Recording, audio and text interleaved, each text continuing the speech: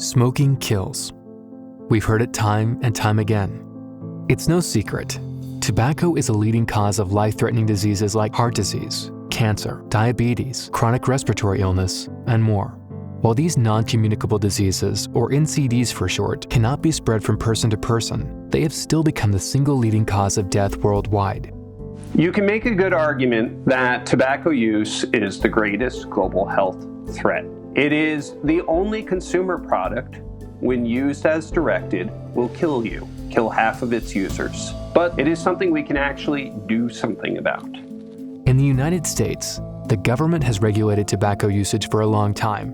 In particular, the U.S. focused on protecting children from tobacco marketing by putting age restrictions on purchases and restricting tobacco advertising. But the government used to have very different priorities for tobacco in foreign markets.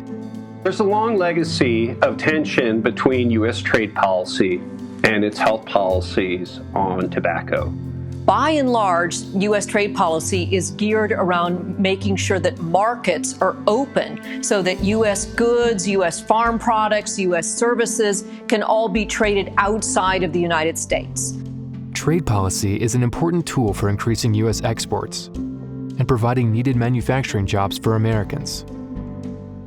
For a long time, tobacco has been a huge industry in the United States.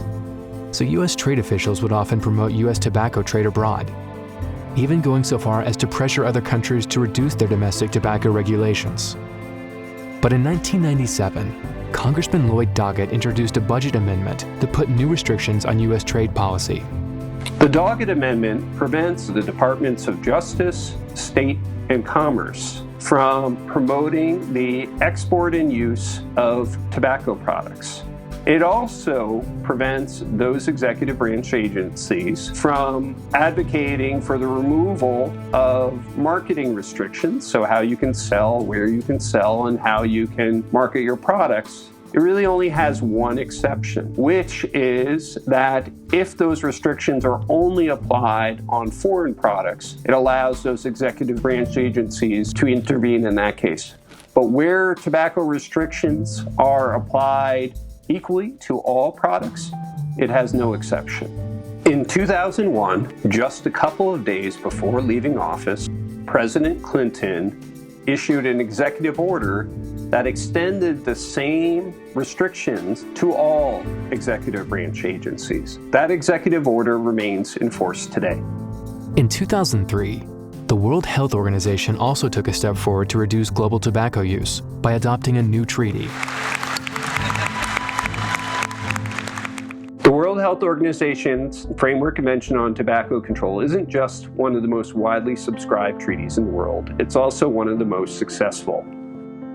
Countries that signed on to the treaty commit to adopting policies that restrict the supply and demand for tobacco products, like providing alternative crops for tobacco farmers to grow, or by requiring health warnings on cigarette packaging, or simply increasing taxes to raise the price of cigarettes.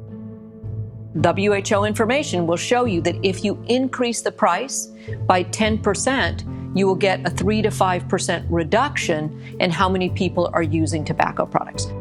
Since the Framework Convention was introduced, tobacco use has dropped dramatically in many countries. But a new product is challenging this success: electronic cigarettes, which don't necessarily contain tobacco, but allow users to inhale vapor containing chemicals such as nicotine, the addictive chemical in tobacco products. The world, to some degree, was also caught a little bit by surprise in terms of how to think about e-cigarettes, because when they first came out, they were being marketed and sold as a good thing that would help people quit smoking regular tobacco cigarettes and switch over to e-cigarettes, which were supposed to be cheaper, better, and healthier, and a way to transition off of smoking regular tobacco. The problem was, we've now found out that they are not so healthy and okay. We're finding out that a lot of the flavorings that they're putting into these e-cigarettes, a lot of those flavorings, when they get heated up in that e-cigarette, give off a chemical called formaldehyde, which can cause cancer. Electronic cigarettes can particularly pose a risk when they're used by youth, adolescents. According to the U.S. Centers for Disease Control and Prevention, its data, 1 out of 5 high school students have used electronic cigarettes.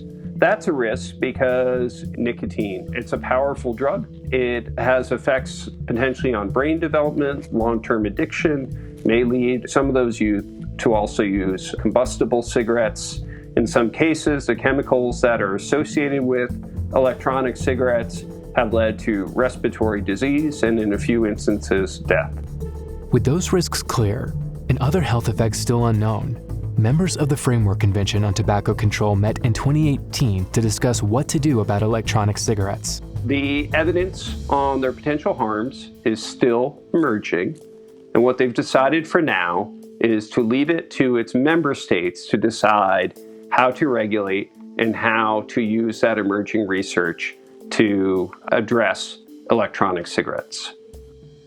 In the meantime, the U.S. government has already started regulating electronic cigarettes domestically, putting restrictions on e-cigarettes with flavored cartridges and forbidding marketing that targets minors.